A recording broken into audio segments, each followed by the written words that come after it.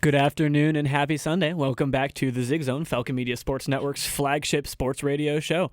As always, the Zig Zone is a presentation of the Falcon Media Sports Network, WBGU 88.1 FM, and BG Falcon Media. I'm your host, Holden Ruck, and here to take you through everything going on in Falcon Athletics are four incredibly talented analysts from the Falcon Media Sports Network. His head's probably spinning right now from a mixture of spring league scuffles and some transfer announcements. Lucas Kleinmeyer, how are we doing? Dude, I am doing amazing, Holden. I think women's basketball had been doing a little bit better. They've lost now 5 players to the portal, now 12 players from last season. Back in the studio, as he kind of always is at this point, Ben Korak. How you doing today, Ben? Yeah, I don't know about your comments with talent, but we're decent guys. I think softball didn't have the greatest weekend. Got a game run out as well, but not bad and good things to look forward to. Some of the analysts of all time. Yeah. Chaz McNeil back again, fresh from the diamond, I imagine. How are you doing, Chaz? Not really fresh from the diamond, fresh from watching on my television. But yeah, Bowling Green baseball completed a sweep against Central Michigan. Back-to-back sweeps for the first time since the 90s. So pretty exciting for them. And also, I agree with Ben. I wouldn't call most of us talented. So. Oh, I was referring to you. No, exactly. I'm referring to myself as well. Okay. Last but certainly not least, probably going off the deep end a little bit with all the happenings in the transfer portal, Foster Rostai. How are we doing, Foster? I'm doing good. The transfer portal is in full effect, and I've had a blast just looking at every player that I could get my hands on to get back into Bowling Green. We'll let the guys gather themselves, but in the meantime, we have two sports in action right now. Two of the primary sports where we have our beats here for baseball and softball. And so when Chaz collects himself, we're going to go ahead and start talking about baseball because they finished their weekend series today. So Chaz, take it away. Yeah, so Bowling Green baseball completed a sweep against the Central Michigan Chippewas. As I mentioned, first time back-to-back sweeps. They swept last year and then back-to-back sweeps since the 90s, so really exciting for them. They completed a 10-inning stand against the Central Michigan Chippewas at CMU in Mount Pleasant today. Connor Penrod had 3 straight saves. They brought him in to close out the game 3 straight times. He managed to do it. Big day from Sam Seidel. He really had the go-ahead run to win the game for the Falcons. Sam Seidel really developing more. We know him as an on-base guy. He's staying as an on-base guy. And now, really more of a big play, big moment guy. So really exciting for him. And as a whole, you look at this, you look at the standings in the MAC. Central Michigan, they sit at 5-4 in conference play. They are doing some quick math here. They are 6th in the standings, 556 winning percentage. Bowling Green, they were 3rd going into this series. Now they're right back at the top, 10-2, because if Kent State's currently a series behind. If they had played another full series, they might be ahead of the Falcons. They're sitting at 7-2, and we know from last week that they did end up taking the series against Bowling Green for the 2nd straight year. So a lot to be excited about if you're Bowling Green. You're leading in your conference. A lot of your players are standing out. I mentioned big day for Sam Seidel. I want to go into his stats just a little bit more, and because he's one of those players that when you talk about this Bowling Green baseball team, you've got your DJ Newmans, your Garrett Wrights, Brady Birchmeyer, and then Sam Seidel kind of falls to the wayside. He started as the leadoff guy, struggled a little bit, but today he went 3 for 4 in his at-bats. He put up 1 run, 3 RBIs, and he was left on base once, but a pretty solid day for him. That was today.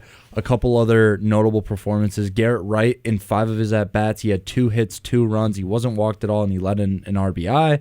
TJ Tackett's, in his 5 at-bats, had 1 hit and 2 runs. So TJ Tackett's had a little bit of a peak, I want to say. He had a really good stretch against Purdue, Fort Wayne, against Dayton, and then the first game against Kent State. But then he went hitless for 2 games. So a little bit of development there. Brady Birchmeyer, a name that's been floated around a lot. He actually went hitless today against Central Michigan. And talking about the series as a whole, that first game, it was a 7-5 victory for the Falcons. They scored a majority of their runs in the first inning. They went up 4-0, then 6-0, then 7-0, and then were unable to score for the rest of the game. They only put up 7 runs, won 7-5, but 4, 5, 6, 7, 8th, and 9 innings, all scoreless. Central Michigan tried a comeback. It was 7-5 going into the 7th, but both teams really kind of could not get their offenses going anymore. Connor Penrod, as I mentioned, he came in, got another save, and this guy's the real deal. I mean, we've talked about it a lot, but Connor Penrod as a closer, I will say he's the best closer in the MAC, hands down. The ability to have him come in and close out games when your offense kind of struggles. This is a Falcon offense that usually they burst towards the end of the game. And in this series, we saw they scored early, struggled to score late, and it still didn't matter as you had a closer, a guy that you could rely on, come in, shut down the game, shut down the opposing offenses. And you look at the statistics for Penrod, as I get this up here, he leads the MAC with 8 saves, right behind Peyton, or right in front of Payson Caraco from Kent State. So Bowling Green last week, they go up against a very good pitcher in Caraco as a closer. They end up losing that series, but for a majority of these MAC series, they are able to continually just sustain. And that's something we've mentioned, both myself and Tyler Kavalitz, the other BGSU baseball beat, in our renditions of the Bullpen Bulletin, which you can check out every Thursday on bgfalconmedia.com. This team is so sustained. They get offense from everywhere. They're able to manifest scores. Gunnar Antillion, I believe, he is in the past 16 games, he has 15 hits through those games. I think it's not exactly a 15-game hit streak. I think it got broken up by one game, but he's been really reliable as that 9-hole hitter. And as a whole, this offense, when they need it, when they need to step up, they are there. They're currently towards the middle portion of the MAC. Their batting average went a little bit down, weren't able to score as much against the Central Michigan team, which is kind of surprising. But then again, Central Michigan, they're third in the MAC in ERA at a 6.75. They also are not really, they are a high hit team, but they don't allow that many runs usually, 212. So they weren't able to score as much. Batting average for Bowling Green drops a bit to 304. They're now 5th in the MAC. And I want to break it down a little bit, definitely back on the right track more, certainly with this win in the Central Michigan series. But we've also had another game outside of this series that happened since the last time the show was on the airwaves, that being a 12-7 win against Youngstown State. Do you want to talk about that one a little bit? Yeah, so we mentioned this again in the Bullpen Bulletin, mentioned it a lot also on our broadcast. The fact that Bowling Green are kind of the comeback kids. That's the identity they have taken on. We've heard from Coach Halleck saying you need all 27 outs to get this Bowling Green team off the field, and they use all 27 against Youngstown State. They take the lead going into the second inning. It's 2-1, and then Youngstown really do manage to take over. They retake the lead 5-2. And then in the 7th inning, Bowling Green score 8 runs to take the lead, and then they just managed to close things out. And that's really the formula for this Bowling Green baseball team over the past couple, or I'll say over this entire season, is usually when they struggle, we saw them struggle against a Southern Illinois and Southern Indiana team. Then they go into MAC play. They dominate. They dominated Dayton right before that. And a very similar thing. They struggle against Kent State. They dominate against Youngstown 12-7. A lot of big scoring plays. TJ Tackett's, he had a home run to start the scoring for Bowling Green against Youngstown. And then to close out, you've got Zach Horkey as a catcher. Another cool little wrinkle in Bowling Green's plan is they throw in more than one catcher. Now, against Youngstown State, against Kent State, we saw Garrett Wright go out due to injury. He was day-to-day. They bring in Zach Horkey, and because Horkey had so much time to really develop as Coach Kyle Halleck was able to, he put in Cooper McKenzie, Zach Horkey, and Garrett Wright together in the lineup several times, get their bats warmed up. We know that Garrett Wright is going to be the primary catcher, but when you need a backup catcher, when your reigning MAC freshman of the year has to go out, or you got to do something else with him, he's struggling with an injury. As being a catcher is the most heavily injured position in baseball, I mean, I'd argue besides a pitcher, it's really one of those situations where every single catcher is ready to go. Now, we know McKenzie is out due to injury right now. Don't really have that much specifically for it, but Horkey stepped up big in that game, and as a whole, the bats throughout this entire lineup, even when they're not starting, they can go. We saw today Gavin Gannon was out of the lineup. That was kind of an interesting wrinkle as well.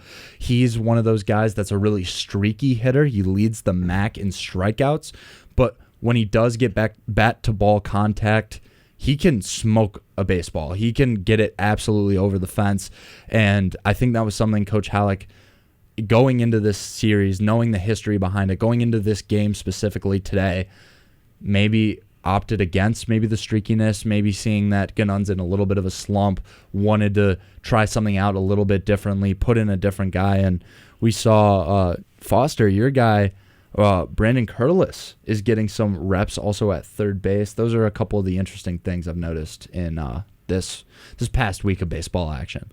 So I think looking at the past week and, I mean, even farther, maybe the past 2 weeks, there are a lot of fingers that can be pointed where, they may be playing in these close games due to, as we've, talked about many times, Halleck's experimental nature with some lineup things, some, injuries, Garrett Wright being day-to-day, as we talked about, the Gavin Gannon questions with the consistency of his hitting. But something that really lingers in my mind, is something I'm having a hard time dispelling from my conception of this team. If you look at their recent record, it feels like they're hanging close a lot of times with teams that they maybe shouldn't be playing in a particularly close nature. I really look to the Youngstown game heading into the bottom of the 7th where they had that 8-run explosion, and they were down a run 5-4. Youngstown's a team in a no better, and I'd argue worse, baseball conference. It's 4-17 currently. I would even argue that it was reasonable that the Kent State series was tight, but I wish there was far more run support in this series, especially considering Central is, they had a far winning MAC record coming into the weekend, but they had 2 series against Ohio and NIU, took 5 of their wins against those 2 teams, and those are 2 of the bottom 3 teams in the MAC. So I wish that they would have been closer than 2 one-score games and 1 two-score games, especially when your pitching has frankly struggled. It was very good this weekend. Carson Sova looked good. Williman didn't look bad. I forget who started the other one. Jacob Turner was fine. He did his job. The pitching was better, but when you get down into the better teams atop the MAC, like Miami, like Ball State, like Eastern Michigan's, Western Michigan as well, I still think is a pretty decent team. You just need to have more run support. It's been a year now where we haven't been able to say that you need run support, but you just haven't been able to put it together in games and against teams that have been certainly beatable, if not runaway beatable. And that's how I would put Purdue, Fort Wayne, Youngstown State, and Central Michigan. You should have run away with at least one Central Michigan game. Frankly, probably should have against one of either Youngstown State or Purdue, Fort Wayne. I really, as you were saying that, I also want to harken back to, I think, my primary example of this being Purdue, Fort Wayne. Only 1-18 on the season at the time that the 2 teams met, and, we kind of point to it as a, back and forth battle, cardiac Falcons striking guns. We've, a trope we've used with many sports throughout the athletics year, but that same Purdue, Fort Wayne team now, 6-20 overall, 3-19 on the road, on a 3-game win streak. So, I mean, playing their best now, but not, particularly good football team. Purdue, Fort Wayne, baseball team. Purdue, Fort Wayne was not very good coming in, and it was a 1-score game. Granted, you did have a miracle comeback at the end, but not a very good team coming in 1-score game. Dayton right now is a losing record. That was a 2-score game, quite tight. Kent State is reasonable. They're a very good team. You did not have the greatest weekend against them. Only went 1 for 3, lost. But it was a 2-score game in the final one that could have gone the other way very easily. So that's that one's fine. It's a fine weekend. And then Youngstown State, it was probably tighter than 12-7, or you should have been able to run away maybe. And then Central, I just really would have liked to see a game where they really put the Bowling Green offense on show. I mean, they just lacked that. 2 1-score games and a 2-score game against not a good MAC team. And so, my question to you then, Chaz, based on all this, I mean, what do you attribute that to you? Does that worry you? I feel like it should, to an extent. We haven't seen them perform exceedingly well against a team that's definitively strong competition. I mean, quite frankly, you can call me a homer for this, but genuinely, from watching the games and kind of understanding the situations that they come from, you look at that series, or not series, but the games that they had against Youngstown State, against Dayton, or against Purdue, Fort Wayne, and Dayton, right before they go into Kent State. That was a long homestand, and obviously you want to take your games on home field, and I'm going to be honest, you mentioned Purdue, Fort Wayne, they come out on a big win streak. They've won 3 games in a row. That is a team that's getting their momentum right in this moment. They kind of got that momentum from Bowling Green. Falcons still managed to win that game. You go to the Dayton game. They had just ruled the Flyers earlier in March. They play them at home. It's a little bit closer, but they had a very big lead. And, Ben, you kind of hinted at this a little bit. Pitching has been getting mashed. And, Tyler might defend it a little bit more than I do. I would argue against Central Michigan, it was one of the best series that they've had of the season. I mean, pitching-wise? Yeah. Yeah, I agree with that. Ohio, they pitched very well as well. I really like the way that the pitchers did their thing. And like a switch from what I normally say about baseball, I thought their offense should have done a little bit more. Obviously, they won all 3 games. You take the wins. They ended up winning. But, this is a not very good Central team and what's supposedly and probably is a very good Bowling Green team with a high amount of offense that kept it at one-score games. I don't know whether you see that as playing down to competition. I don't feel like that's the case, but quite frankly, I feel like they've played one very good game in the last 9, and that was that first game against Kent State that they took a win. Purdue-Fort Wayne didn't feel like they played well, although comeback. Dayton, kind of the same. The 2 Kent State games that they lost, can't really make that argument. And then this weekend, Youngstown State, you can make an argument, and then this weekend, I feel like they should have got wins, and they did almost by the seat of their pants. Yeah, I can agree with that. Very big compliments to Carson Silva as well for that's how well what I was he just pitched. about to say. Just to step into a very big role on a pitching staff that struggled, especially with DJ not having pitched since the first Kent State game. 6 innings pitched, no earned runs, 3 hits, 8 strikeouts, and no walks. Fantastic game for him. Owen Poole came in, did fine. I think he got the win, and he pitched the worst out of all of the 3 pitchers that came in for Bowling Green. Luke Krause also was able to get an out in a situation. Connor Penrod obviously does what he does, 2 strikeouts in an inning and a third in the second game against Central. But yeah, I mean, this is the first time in 2 years that we can look to the offense as being the weaker portion of the series than the pitching. I don't think that's true, though. I mean, I think if you go back to a couple of the series last year, there were times where Nathan Archer was really struggling offensively as your leadoff guy, as the guy that you expected to make some big plays, get on base early. He would struggle. The offense did have struggles last year as well, and they were a high-scoring offense. That was one of the best offenses in the MAC, and I don't really see that as a reason to worry just yet, because it feels like when you watch this team, they've got backup plans on backup plans. You mentioned Carson Silva, maybe one of the best kept secrets in the MAC now. If you look at the game that he just pitched against Central, who, as we mentioned, they're not the best offensive team in the MAC, but he still had 6 scoreless against them, and really dominant play by him. And I mean, okay, you're right about the fact that this offense is not looking the way that it did, but we can't ignore the fact that they did put 19 up against Purdue-Fort Wayne. The pitching, more so the reason that they really struggled there. They got the offense going in that game. They had 12 against Youngstown State. This Kent State series, it was more low scoring, and I think that could be attributed maybe a little bit to TJ Tackett's. He, on the weekend, so in the first game, he had 1 hit. In the second game, he didn't record a hit, and then in the third game, he had 1 hit. So 2 hits, one of them being a homer in 3 games as your leadoff guy. Not exactly what you want. Another big name that maybe went a little bit quiet, Brady Birchmeyer on the weekend as well. He had 4 hits on the day, 3 hits, excuse me. So 2 of your bigger bats kind of went a little quiet. Sam Seidel having to step up.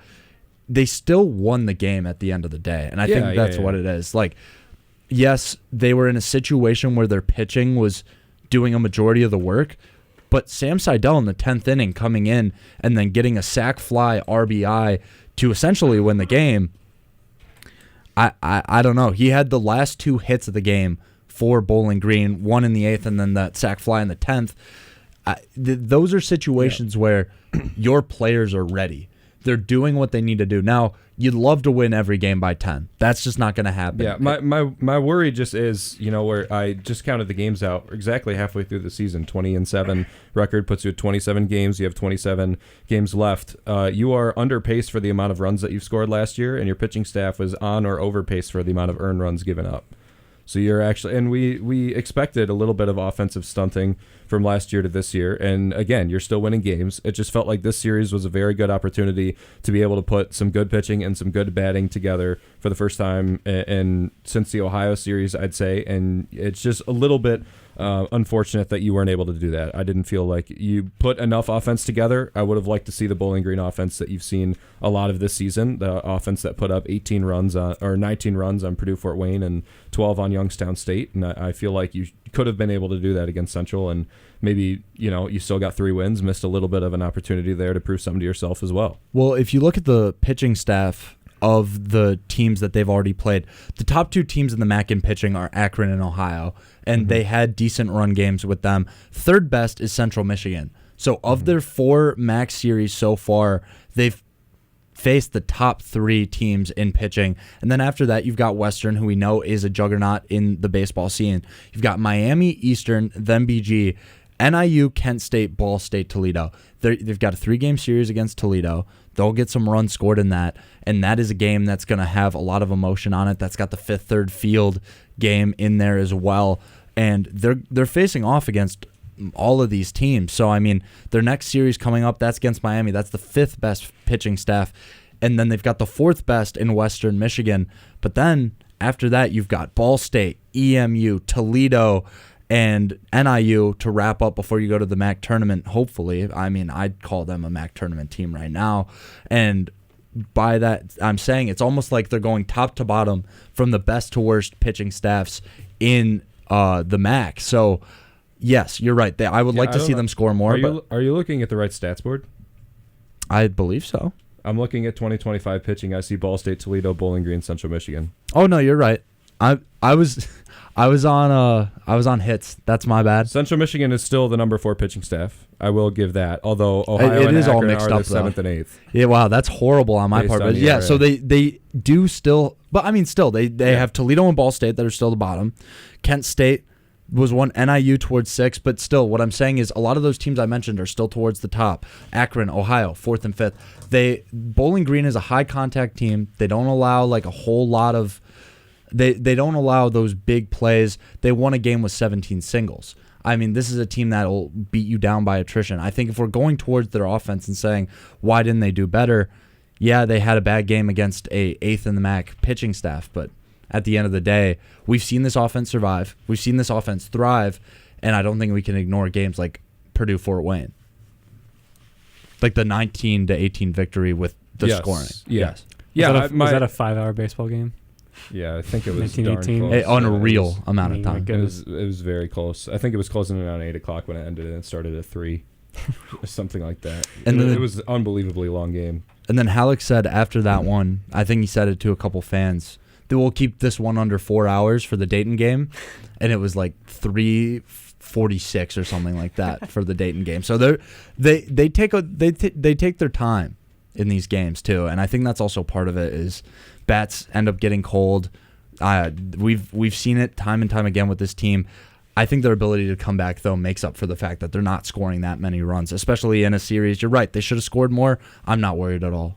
Just when you get into the MAC tournament, you don't want to have to bank on your ability to come back in games. That is true. And my point would be. We saw that last year. Being able to put together complete games, not games where you're bolstered on your pitching staff, which is what I felt like this past weekend, bolstered on your hitting, which you were against non-conference and a couple of series earlier. I just, felt like a series that you could have put it all together, did somewhat. Pitching is a big step. That's been the struggle for the last 2 years. I think they put a pretty good step forward, and hopefully, as I mentioned, Carson Silva can continue to shove the way that he did in the second game against Central Michigan with some rain troubles as well. To be able to go out and do what he did. Impressive. Williman pitched fine. Jacob Turner pitched fine. Again, I don't know the outlook on DJ Newman. Getting him back would be a very big one. When he pitches, he's very good. He's a pretty solid guy. So, and that was another thing too. It was really exciting to see that Bowling Green, without their 2 key starting pitchers, we saw a good return to the bench. He had a bad game against Kent State. He got mashed in that 5th inning against the Flashes. That was surprising to me. I mean, because before that he had been consistent. And he gave up that 9-run 5th inning or whatever he had against Kent State. But Akron and Ohio together, he had 7 innings combined with only 2 earned runs. Before that, it was 12 innings combined for 3 earned runs. Just feel like you maybe could have given him a chance. I don't know. Maybe there's something that they liked with the righties over the lefty. But I was kind of looking forward to seeing him pitch today, and Fortunately, it wasn't him. Well, it was also, I mean, we know that Williman is that Sunday Yeah, guy. he is. So, Yeah. I mean, it was almost tit for tat move Sova in for good. I just think Halleck's really excited with what he's got in Carson Sova as a true freshman as well. This guy, I believe he's a true freshman. That's a guy that you're going to have for a minute. So to have him develop and to have him have as big of a game as he did is a good sign. Nick Good is a senior. I'm sure we'll see him. I don't think he'll go to a bullpen role. I think maybe his confidence might be a little shaken after, you're right, that 9-run fifth inning that gave up, I believe, 14 in that entire fifth inning with 2 other pitchers combined. So, yeah, you're right. Pitching, it was very good in this series, and I think you're right. We need to see a little bit more of a combined effort on both sides, both offense and pitching. But as a whole, I'm more confident in this team going into the MAC tournament than last year. Last year, their number one thing that they relied on, Nathan Archer. They don't have a Nathan Archer type player this year, a guy that is going to put the team on his back, sail 2 home runs in a game, and call a game on this team. You could argue Brady Birchmeyer in terms of that big playability, but no, they've got good depth. And they had depth last year, but not to the same extent. DJ Newman wasn't in for that MAC tournament, so I am very excited to see what this team can do. And I hope they don't rely on the last-minute comeback. I think you both are making good points in a sense of you're not concerned and you feel more confident about this team than last year, Chaz, because they were on that absolute heater throughout the majority of the season, that record-breaking winning streak. But I do think what Ben is saying is right, is they haven't really put together a complete performance yet, and if they have, it's been very few games. But at the same time, for me, you're halfway through the season. You still have a whole another half of baseball left to be played. There's still a whole month plus of regular season before the MAC tournament. So I think we're looking a little too far ahead by just looking at the MAC tournament. I think my concern would be how they match up if they play Kent State again, because Kent State's just been this team's boogeyman. Yeah, that is true. I don't know, Kyle Halleck, for whatever reason, and I know we touched on it a little bit, but he was very frustrated after that series loss against Kent State, especially when they got run ruled. Yeah, and Western as well. Yeah, Western's been a team. I was about to say, Western is still a team. Like, can you beat them? Like, can you, when you play those top teams in the MAC tournament, how are you going to match up against them? A little bit down this year, but still a team that you have history with. Even just looking forward, even just looking to a confidence thing. If you had put up a very good game against Central, maybe just a game that you won by 5, 6, 7, like we've seen a couple times this year. You're heading into Michigan State, which is a Big Ten opponent. You're heading into Miami, which is a top team in the MAC. Youngstown State, you get again, who gave you a little bit of fight. Western Michigan, who is a little bit down this year, but still a good team. Purdue Fort Wayne, who gave you a heck of a fight. You'll see how you fare against that. And then Ball State again is another pretty good team in the MAC. I mean, you're and then U of M after that, then Eastern, who's a middle ranked team. So you're getting into a more difficult stretch now. Maybe Central Michigan, one of the easiest opponents out of those next, aside from Western Michigan. So you got to get some confidence back for sure. Nice to get back in the win column. I mean, that's a very good, good thing to do. 2 straight sweeps, but the next couple are not the opposite of a cakewalk. But I will say this. You mentioned the confidence booster game, and they haven't had one yet. And that Michigan State game in East Lansing, that one kind of stands out to me. Michigan State for Bowling Green, you've got a top MAC team versus a towards the bottom of the Big Ten Michigan State team. If they manage to pull off a victory, not even a high-scoring victory, just the ability to win that game against a non-conference team such as a Michigan State, I think that'll go a long way. We saw last year they took Ohio State to the very end of their rope. Ohio State managed to win that game, but still, the Falcons got a lot of confidence out of that. That was one of the first games where we saw TJ Tackett and Brady Birchmeyer become the players that we know they're going to be and that they already are. So I would not be shocked if Bowling Green go into Michigan State, get some confidence back, because you're right, Ben. Miami of Ohio is coming up. That is not a slouch. And then after that, you've got a Youngstown State team yet again, and then Western Michigan. So it is, and then Purdue Fort Wayne. So until April 15th, you have a very tough slate ahead of you, and that's going to be the prove-it moment for Bowling Green. Are you going to be able to take on these opponents? Lucas, you mentioned the boogeyman type thing with Western Michigan, and Youngstown State, that was a team that nearly came back against you at home. Miami of Ohio, that's a tough team, and then obviously Michigan State. So there's a lot there. I mean, yeah, I would argue that Michigan State is the first team you'll play all year that is as good or better than you, even as a bottom Big Ten team. I mean, maybe since the Middle Tennessee game, Middle Tennessee's a pretty good team. Cincinnati game got canceled. Other than that, you've been better than almost every team that you've played. I can agree with that. It will be a good test, I think, one that'll be a very key game for them. And arguably, Miami of Ohio is even two or a better team than Bowling Green. That'll be a MAC deciding series right there, I think, in those 3 games. And Ball State may be the same. I mean, it's a very tough stretch going forward, one that they can't rely on their ability to come back. I think it would be really nice to see them be able to jump out ahead in games as they did pretty well first game against Central Michigan when they had a 7-0 lead, and just have to hold on to that and let the pitching do what they do. And that's the other thing. We know for a fact, almost certain, you're not going to have Connor Penrod to close out the Michigan State game. There's no point. No. So you don't have... He's going to be on a break for a bit. There's no way he throws at least a week. 3 straight saves. Again, like, you have the benefit of this being a team that's arguably better than you. They're not going to throw their A1 guy. No. And granted, you're probably not going to throw your A1 guy either unless you want to get DJ one. But you do have that advantage as well for the offense, that probably going to see one of their bottom starters or aspiring starters. And I don't know what's going on with Newman right now. We saw him. He was in the game as DH, but he wasn't obviously pitching. Mm-hmm. So it'll be interesting if they do put him in that Miami of Ohio game, because you mentioned it, Ben. Miami of Ohio, that is a very good baseball team you're going to be facing off against. And you might need a guy like DJ Newman to be able to come and get you some good early innings. Yeah. And especially with the game being at home. We know how much Kyle Halleck, he respects the ability to win at home. He wants to win in front of the fans. He's said this time and time again.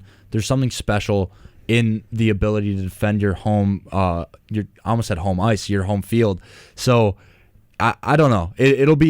We're almost going to have to play predictor for the next couple of weeks, because until we see, I think, the end of the Miami of Ohio series and we see how they perform, I don't really know, because we've seen the batting be absolutely unreal at times. We just saw the pitching go on a heater through 3 games, and now if they can somehow find a way to beat Michigan State after that and then into the Miami of Ohio series, that's when I think we're going to know the identity of this team, because you're right. They have almost played down to their competition, not in any way of harping bad on this team at all, but their opponents are not better than them. You look at Akron, Ohio, Purdue, Fort Wayne, Tiffin, Dayton.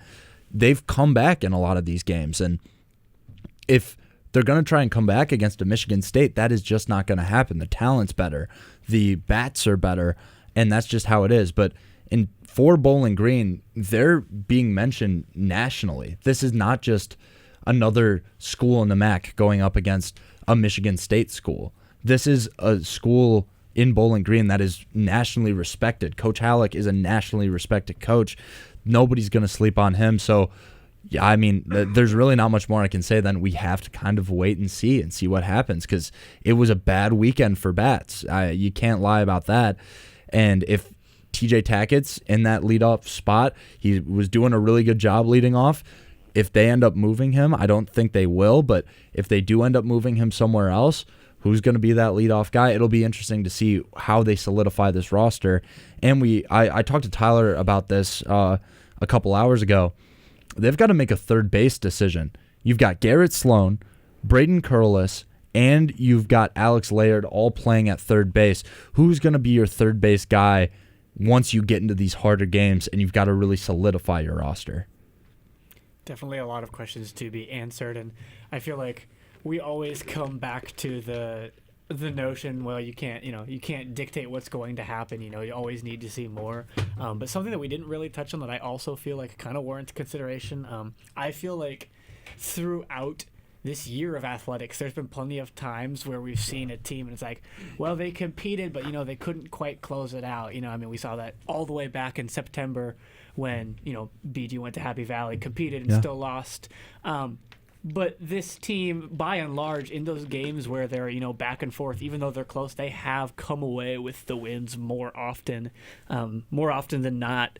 So I do have a fair amount of confidence. I think that it seems there's no reason to be pressing any concern buttons. And I also do think, though, that in mind, it is kind of a funny progression almost that this program has taken, that we're here a month away from the tournament talking about, like, should we be worried? Yeah. You know, not about that they won 3 games in a weekend. It's a compliment to how far the program's gone, but it's also like knowing like the standard now of the program with how they did last year. So because now we're talking about, like, they have not faced a team that has been better than them all season.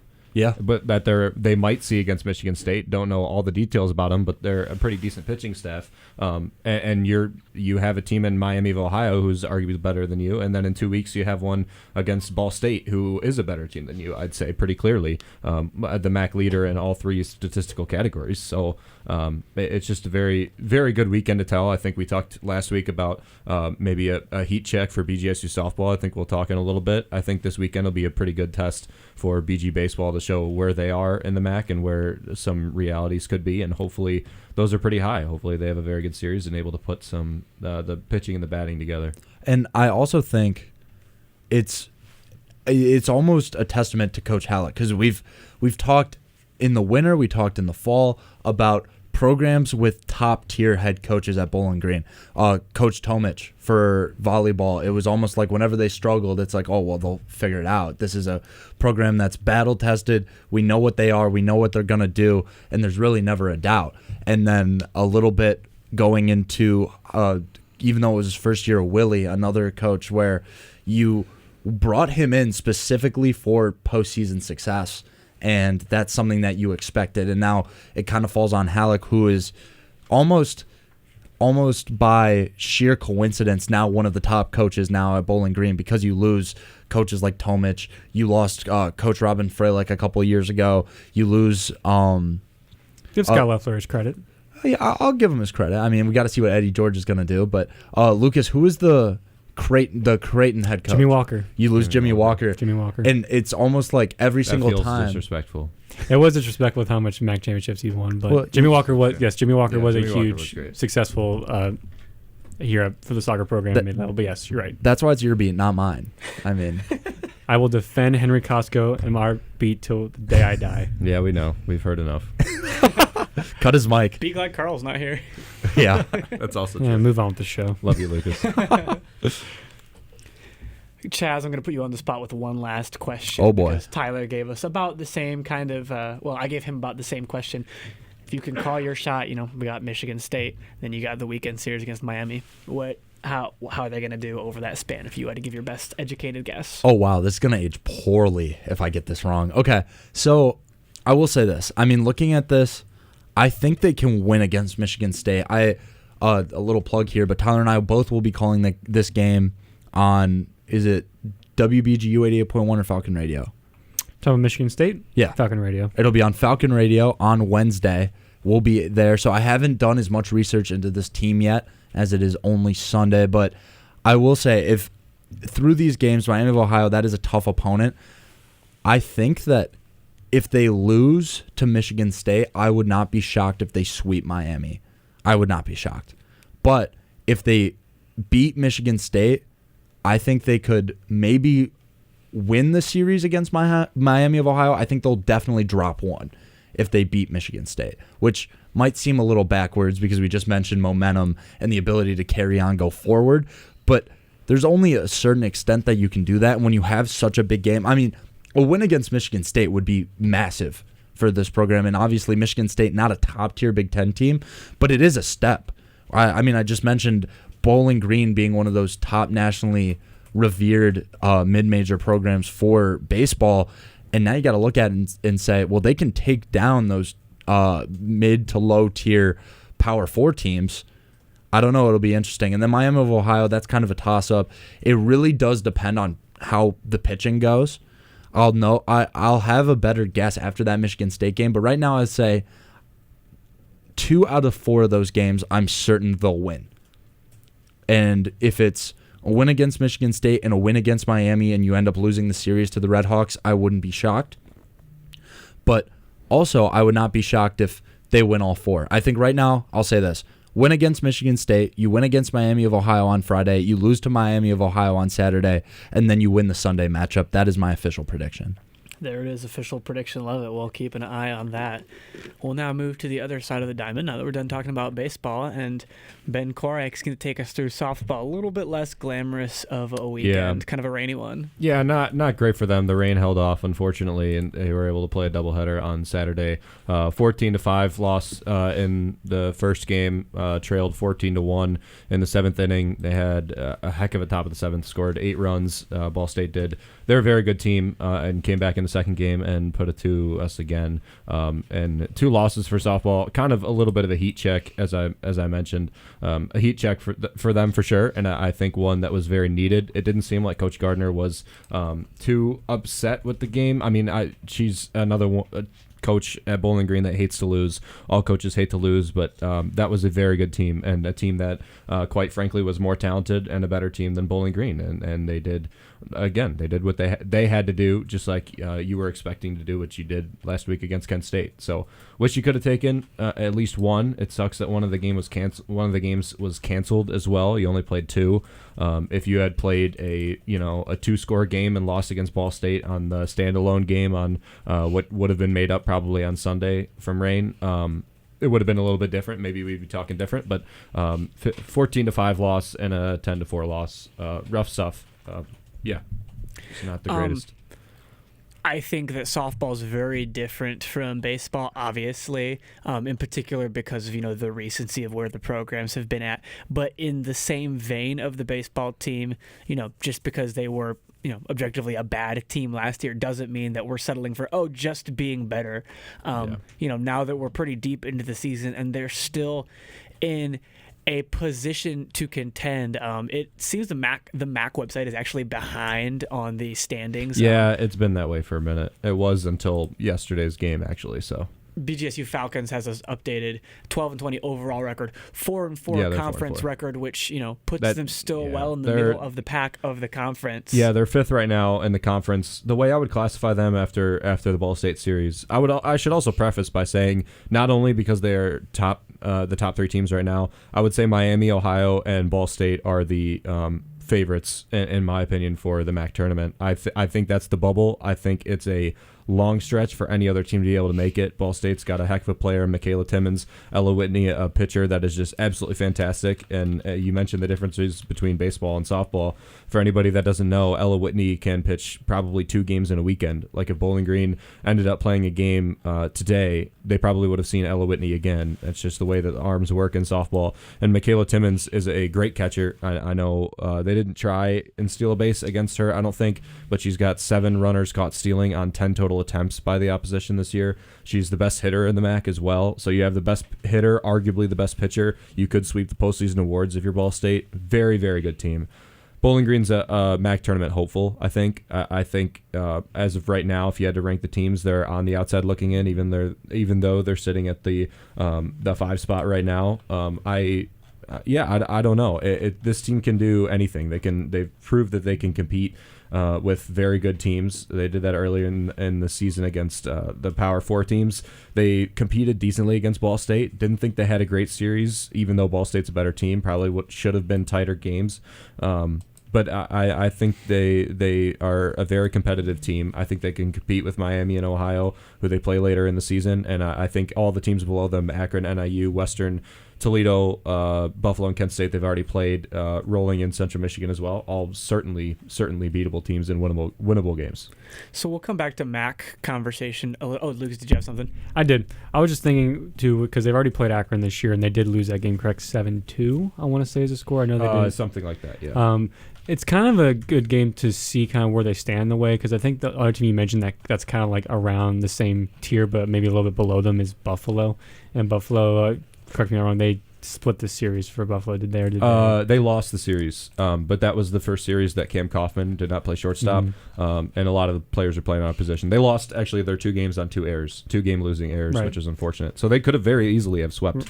Right, Buffalo. and then they take care of business against Kent State, right? One of the bottom tiers in the MAC. But then obviously, you mentioned Ball State's probably a top 3 team in the conference, and it was a rough weekend. But this is a game against Akron that, one, you get a little bit of revenge from early in the season, but it also can give you more perspective on where exactly they're going to finish, because they probably are. They're going to be in contention for the MAC tournament, but Are they the fourth best? Are they that fifth, Yeah. sixth spot? Like, are they going to be a bubble team? Most likely, probably, but you'll probably get a more genuine understanding and perspective on how good this team really is in their conference after Akron and the other series they have kind of like NIU, those series like that. Yeah, I feel like we say it a lot, and you're right about Akron looking for some revenge. It was a 7-2 loss on February 9th. The team has come a long way since then, just in the way that they've competed. I mean, they've taken Oklahoma to extras since then. They've surpassed last year's win total since then. They brought out some very good Doubled the pitchers. win total at this point in the season. So they've done some very good things since then. They're a very different team, and they're going to play them again in their doubleheader. I think it'll be interesting to see how they play. You know, is a little bit of a heat check against Ball State, kind of calmed you down a little bit. Now Akron, you want to get back at it. This is a mid-level or a mid-bottom level MAC team. This is a team that you'll be competing for the MAC tournament. If you are a team that can compete, you'll be competing with them or the likes of them. So these are at least must-winnable games. You should probably take one of two if you really want to be competing. And I think they can do that. I think it's very. I mean, you're looking at Miami, Ohio, and Ball State as the only teams in the conference that you are clear far and away better than Bowling Green, and have even if they don't outcompete them, will win anyway. And then NIU the following weekend in DeKalb. I mean, you're away, but that's certainly when. I mean, you should at least take 2 wins. So I'd say 3 wins out of the 5 games next weekend is not unbelievable. I think that's to continue to have a chance to gain the MAC tournament. I think you have to take 3 out of 5, or at least 2 out of 5. If you win any less than that, I think you're. It's a very tall order, especially against bottom teams in the. Is that probably the bar you would set out? Because if I can count, I do believe their next 6 games are on the road. You have 3 games NIU, 2 against Akron, and 1 against Notre Dame. So would you say, especially in the MAC games, because Notre Dame is non-conference, so you take what you can from it. Winning 3 probably out of the 4. Yeah, coming up out of the 5. I should say. I'd say winning 3 puts you at a very hopeful spot. Yeah. I'd say you are. Only 6 teams make it. It's a very hard tournament to make, like it is in baseball as well. I'd say if you win 3 games, you are around that 5, 6, 7, 8 range. So if, let's say they split against Akron Tuesday, win the series 2-1 against NIU. Yeah. Successful week for BGSU softball, and then you have another one against Notre Dame where you can throw a freshman like Sidney Marshall or something and try and hope that you can escape out with a win. But it's one of your last midweek non-conference games. Actually, it is your last midweek non-conference game, your last non-conference game until the final series of the season. It's wrapping up quick. It's actually you're at the middle portion and you're nearing the end. So I think they're in a very good spot. Western Michigan's not a very good team, and they get them at home a week from 2 weeks from a week from Friday, 2 weeks from today almost. Ohio after that, not they're a very good team. Central Michigan winnable games, Toledo winnable games, Miami of Ohio you have a doubleheader against. That's tough, your last series of the season, and then Robert Morris, which means essentially nothing. It's a non-conference game, so you have a pretty even schedule, I'd say, and it's a very good test. Like Gardner said, they're not really looking for success as their bar. They're looking for to teach the girls how to compete. And I think so far she's done a very good job at teaching the girls how to compete. I mean, they've competed so far. They could have done a better job of competing against Ball State in some certain areas. But, again, Ball State's a very good team, and I know they'll bounce back against Akron. That's kind of the MO for Coach Gardner.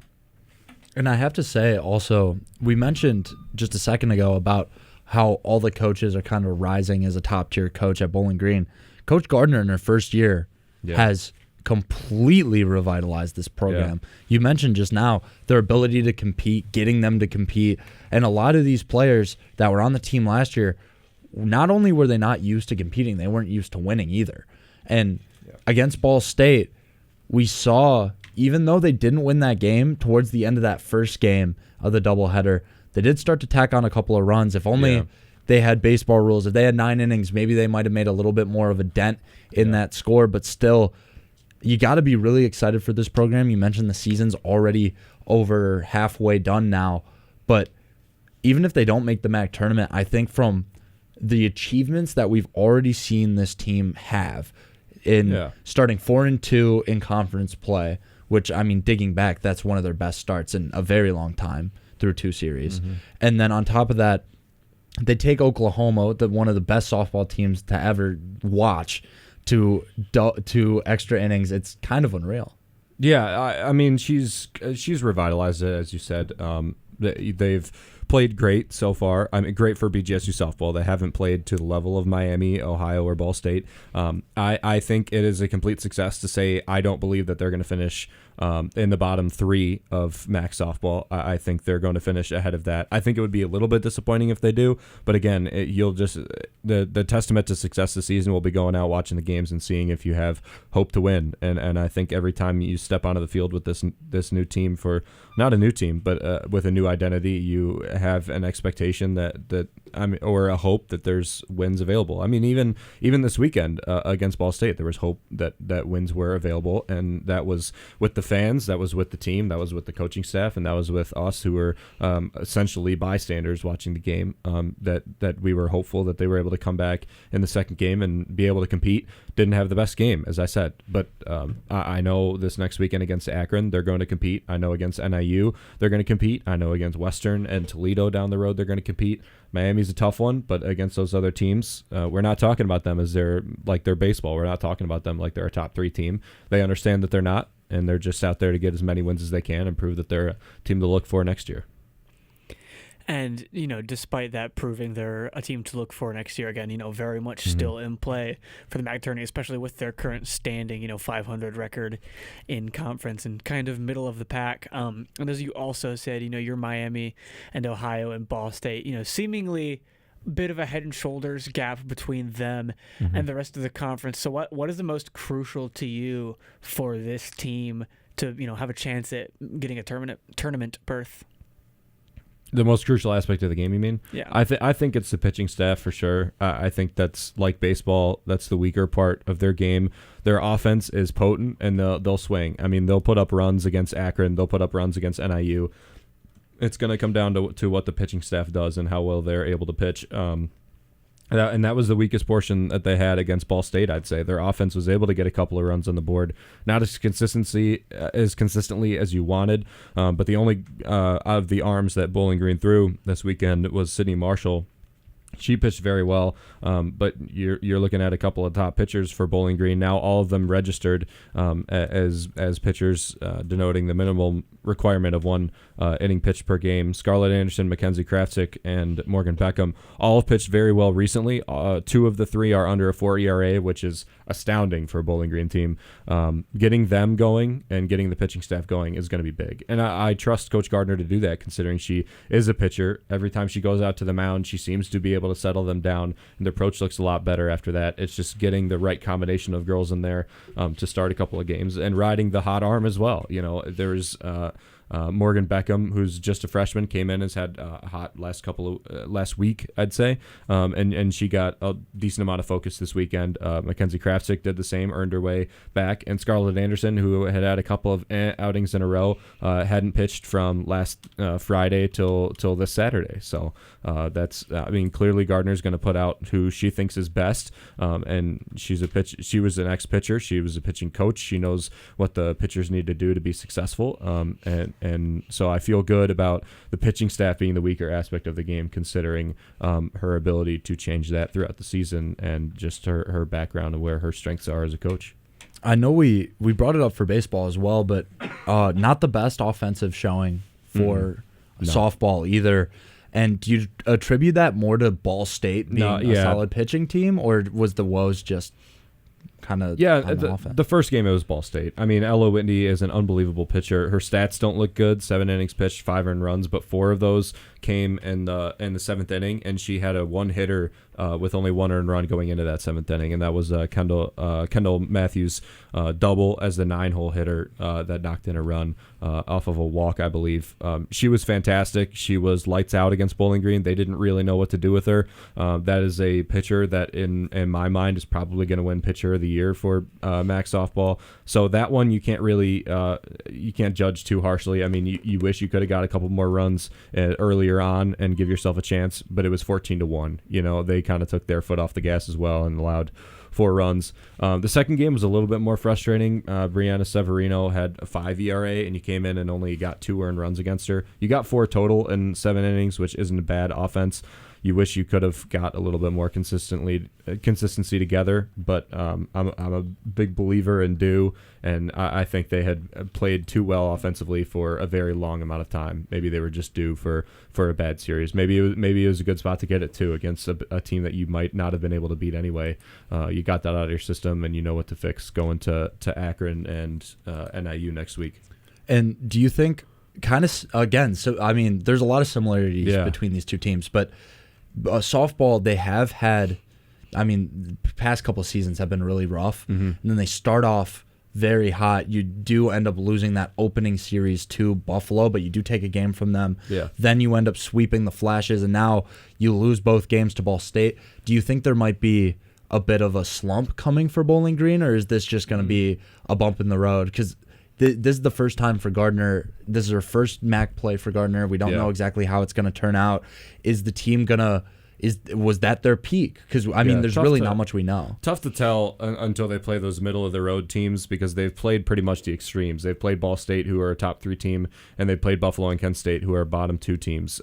So I think, again, I said last week Ball State was going to be a good test. Akron and NIU are going to be good tests because you are ahead of both of those by 1 place. Akron's 3-5 in the MAC. NIU is 3-6 in the MAC. They've played some pretty tough competition as well. So I think those are pretty good tests. And again, I think 3 out of 5 is what puts you in that bubble for MAC tournament contending. And I think Central, Western, NIU, and Akron are the teams that you're going to have to compete with for that final 6th spot in the MAC.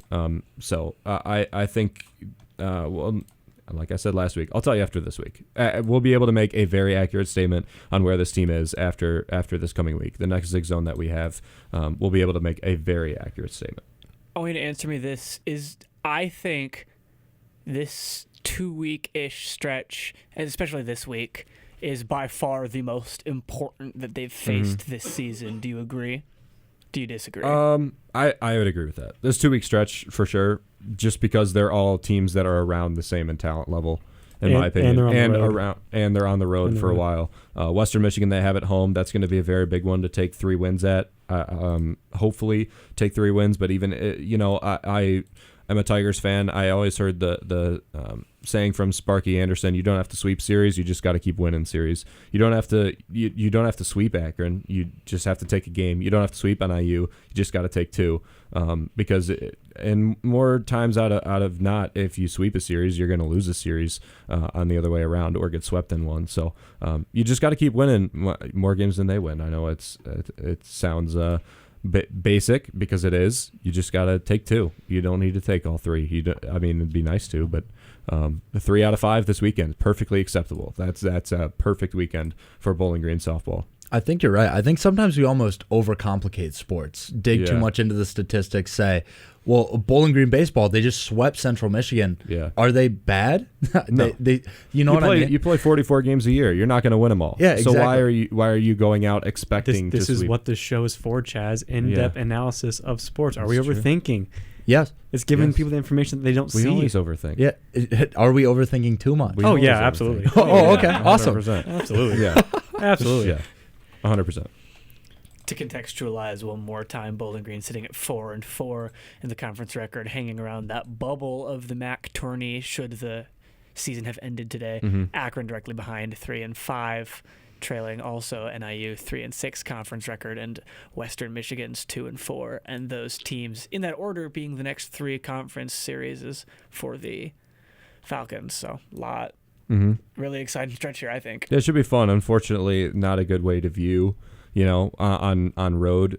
Even for us who have to write for the game, it's very tough to be able to view what's happening for BG softball. But you do the best that you can, and keep up with this team, because they can make a pretty decent splash. Going from 6 wins to a MAC tournament hopeful team is one of the better accomplishments we might have had this season from a Bowling Green sport. I mean, you can certainly make the argument. Definitely a big telling span here for the team. So we'll have a lot to look forward to there. That's bringing us very close here to the top of the hour. So we are going to step away for station identification. And when we come back, we're going to talk a little bit about BG One Day and how it pertains to Falcon Media and the Falcon Media Sports Network. So don't go anywhere. You're still listening to the Zig Zone here on WBGU 88.1 FM.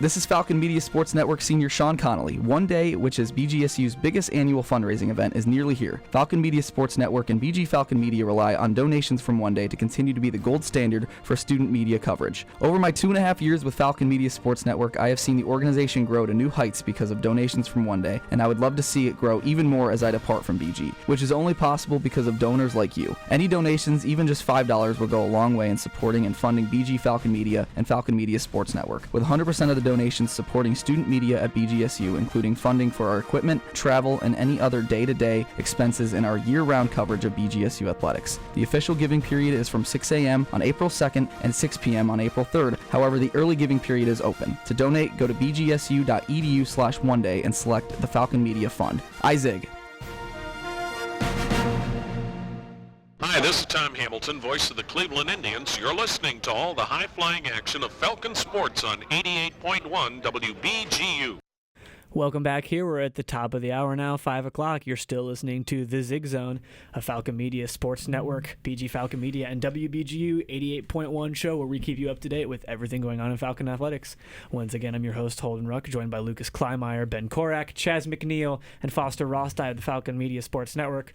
What you just listened to prior to that, Legal Identification, is one of our promotionals for BG's One Day. And BG One Day is essentially the biggest fundraising event for on-campus student organizations and certainly the Falcon Media Sports Network and Falcon Media as well. One Day is an official giving period spanning from 6 a.m. on April 2nd to 6 p.m. on April 3rd, although early giving period is open. You can donate to your student organizations that you'd like to donate to by going to bgsu.edu/oneday and selecting the Falcon Media Fund in our case. And any donation, no matter how small, even something simple as $5 can be super helpful. And I'm going to open it up to you guys in the room also because I think everyone in here can attest to just how important these donations are to our success.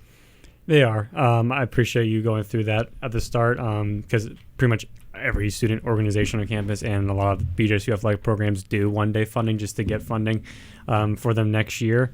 One Day is essentially how we can fund Falcon Media and specifically Falcon Media Sports Network for our equipment, our travel, our apparel, and the other little things that we need to function on a day-to-day basis. So our three main flagship sports right here on WBGU, BGSU volleyball, BGSU women's basketball, and BGSU hockey. A lot of the funding comes from the one-day donations we get. Obviously, it's built through our partnership with BGSU Athletics as well, but a great deal of how we can pay off to travel to all these sporting events is by the donations as well, and that's just one thing of many. Comrexes are the devices that we use to broadcast all of our games. Those are pretty expensive. If you are involved in any sort of media broadcasting, you realize how expensive they are, especially headsets, Ethernet cords, and all those. That's what we use to broadcast all of our radio games. So obviously making sure those are healthy and making sure we don't need any of them repaired. So money for that would help. Video cameras is always huge, and that's a lot of money. So that's video cameras, that's tripods, that's Ethernet ports, that's more microphones, that's all these little equipment. I'm sure Henry Costco is listening, and he could test to more because he's one of our main videographers. And then the same thing too with apparel. I mean, we have, if you've seen us around athletics, we wear these orange and gray polos with the Falcon Media Sports Network logo on it. We also have Falcon Media Sports Network stickers and a bunch of other different mini apparels that people can purchase on the website, but also more apparel that we're trying to get for our members as well. So any donation helps. There's a $4,500 challenge gift, like Holden mentioned. It will be unlocked once we eclipse 25 donations. Like you mentioned too, early giving periods right now, but the main giving period, or I should say the official giving period, is April 2nd from 6 a.m. to April 3rd at 6 p.m. Any donation helps. Doesn't really matter how much the amount, just matters how much we get. Our organization growth this year has been unbelievable, and it kind of gets me emotional thinking about how much we've grown really this year as well. but we want to keep growing. We want this to be not only just one of the best media organizations in the state of Ohio, but a worldwide respected media organization. And that's not just Falcon Media Sports Network, that's BG News, that's BG Falcon Media as a whole. That's the goal, and that's what we're striving for. And we made good strides this year, and we can't continue to make more strides to that goal without people's help. So any donation matters, so appreciate all the support. Yeah. I mean, you look at all the stuff that we're able to do going into media, you need a lot of equipment, and we've all had moments, I think, where, I mean, being quite frank, like the equipment sometimes does quit on you. There's not much you can do, and to get the ability to get more reliable equipment. I mean, Ben, you and I, we were at for volleyball, we were at Rocket Arena for not Rocket Arena, that's in Cleveland. Sorry, the Savage Arena for wow, yeah. We were at Savage Arena for volleyball. And we were supposed to call the game together, and then one of the headsets, the wire completely ripped out of, not by any of our mishandling or anything. It was just old, and then we had to do a one-man call. And we'd like to not do that because these games take hours of planning, hours of work, and they're for our future. I mean, Bowling Green versus Toledo, Battle of I-75, no matter what game it is, that's a massive game, and that game turned out to be an absolute barn burner. That was a reverse sweep by the Falcons to take that game on over in enemy territory, and there's only one of our, well, we split voices. We went back and forth, but you don't want to have a call like that. There's a reason why there's two people on a call side by side, so to even get the ability to get a new headset or get, like Lucas mentioned, a new Ethernet cord so that the one we have doesn't fall out while you're doing a call and then you miss a game-winning home run. It's stuff like that they seem small and they seem inconsequential, but you get a clip like that, a home run, Brady Birchmeyer over the trees. That was one that I believe Tyler had. That was a really good call. If his Ethernet cord slips out because it's broken, he's got a piece of his reel that he's never going to get back, that we're not going to hear, that we're not going to be able to see, and something that could get him hired one day just doesn't exist, even though that could have been one of the best calls of his life. And it seems small, but it really means so much to us, and we hope that when we all, I mean, I think everybody in this room is going to be very successful. Once we graduate and become successful, we hope to be able to give back and help support the organization that made us. Yeah, I agree with every point you just made, Chad. I think, I think even more than just doing it for us is just doing it for the people that might be listening as well. I know had the blessing of being able to travel, not with, but for BGSU hockey and the broadcast of their games in Minnesota and Northern Michigan, all over the place. And that was all due to Rick Crow, one of our sponsors that sponsored our intermissions and pretty much forwarded all the money to be able to fund myself and a couple of other members to go to other places on the road for BGSU hockey. But he very nobly did it because he believes that it's important that Bowling Green fans get to hear a Bowling Green perspective on their teams. I don't think any of us really enjoy listening to national broadcasters of any sporting event as much as we do listening to, I'm a Tigers guy. I love my Tigers guys. I love Jason Benetti. I love Dan Dickerson. My Red Wings guys I love more than anybody else that might just be just as good doing it nationally. I mean, you get a focus on a team, and I really could care less about some stuff from other teams. I want to hear about my team, how my team's playing. I think that's very valuable. Rick Crow understood that. That's why he fronted the funding for BGSU hockey. And it doesn't end only at hockey, volleyball, and women's basketball. I know, Lucas, I'm sure you can attest to this. We'd like to do it for all the sports. Okay. I feel bad enough. Softball, we mentioned, being able, it's tough to be able to follow the games. You have to watch live stats or hope that the Twitter posts are available for you to keep up with the games. Rather somebody be there calling it for you. I mean, there's just, that's invaluable stuff that, especially for sports that ESPN Plus doesn't cover, that Midco Sports doesn't cover, to be able to have a personalized broadcast for your team is just invaluable. And there's no way we could do it without money. Unfortunately, that's the state of the world as of the last, billion 10,000 years. Yeah. So I just think we talk a lot about how much it impacts us and helps us, but even just the people that might be listening at home, it impacts everybody else as well. I mean, there's no other way to get a quote unquote biased call of BGSU athletics unless you listen to the Falcon Media Sports Network. The hometown call. The hometown call. We are the only place that really does it. Or even, And I think that's special. even just a more understanding call. I mean, Ben, Yeah. I've listened to a lot of your hockey games, and your ability to talk to the players, understand the players, understand the city that they are living in for the next 4 years, the city that they came here because they love, and that's different than quite frankly, some schmuck that just shows up, calls a game, and leaves. It's no shade at all to the people that broadcast on ESPN or Midco Sports. Besides the schmuck comment, but yeah. Outside of that, it's no comment on them at all. They have to do what they have to do by nature. Those broadcasts are as unbiased as they can possibly be. I know I was on an ESPN Plus one for volleyball, and I had to monitor what I had to say about BGSU, and I think that should be an option for a lot of fans to be able to do that, because I know I would choose that myself. If I were just simply a fan and I wanted to listen to BGSU hockey, I'd want to hear, maybe I don't get to watch the game, but I get to hear somebody that knows the arena and knows the team and knows the fans to be able to talk about it. And I love how you attested that, Rick Crow kind of framed the rationale for his donations. It really is a two-way street. It's giving the Falcon faithful something that they can't get anywhere else. And I mean, plenty of us, even just in this room, I know have interacted with, people in student media at other universities. I mean, there are a lot of people who aren't afforded some of the opportunities that we have, and every little thing counts towards that and contributes to that. And we really, I mean, it obviously it's beneficial to us, aspiring journalists, broadcasters, media personalities, whatever, but this is a storytelling business, and we want to tell stories. So getting a chance to travel and be close with the teams, and you get to know them more, which means you can tell better stories, and bringing those stories, for me personally, there's nothing better than when a parent comes up to me, or I get a message saying, thank you for telling a story about such and such. So can't watch these games, or we can't watch them because they live so far away, because all these athletes come from different places around the world. That means everything. That's why I do this stuff. And I'm sure a lot of people do this stuff is because it's a service job. It's a service job. We're helping people by telling stories and bringing light to people and giving them a platform and voice. Example, I cover a lot of soccer. There's a lot of international players on the men's soccer team that aren't from America, so they listen to the games on YouTube, and that's not possible without a partnership with WGU PBS either.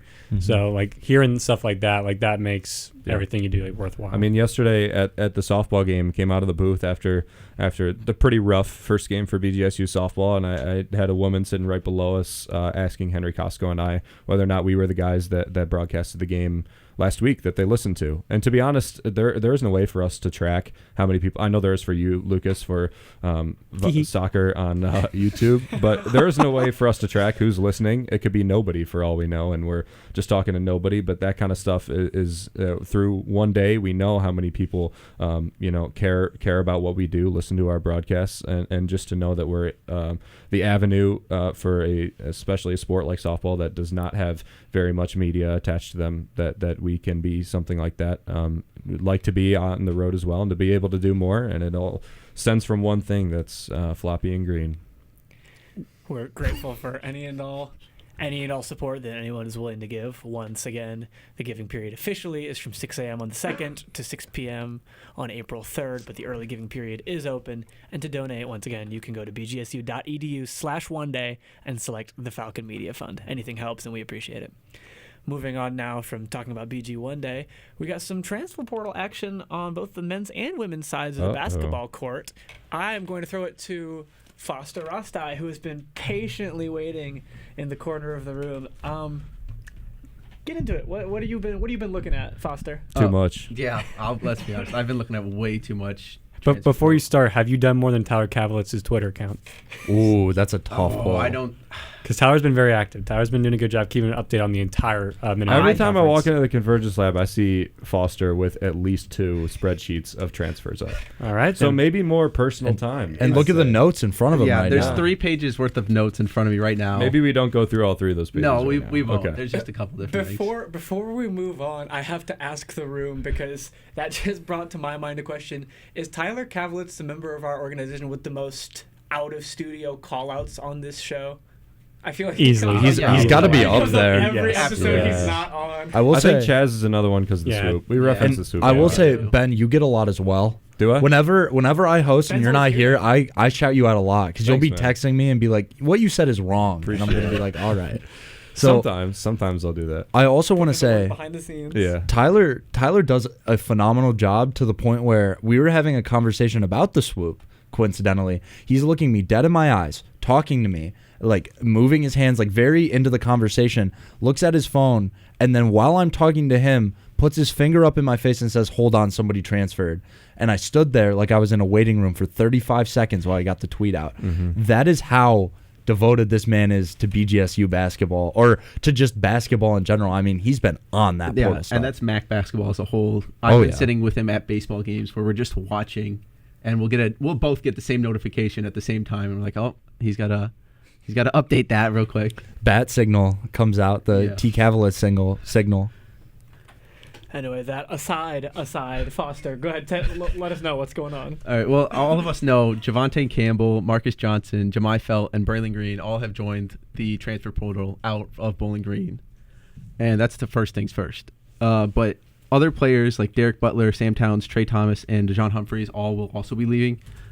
Trey Thomas, DeJohn Humphrey, and Derek Butler should all be out of eligibility. Derek Butler's kind of up in the air because of a JUCO year, so we're not sure about him yet.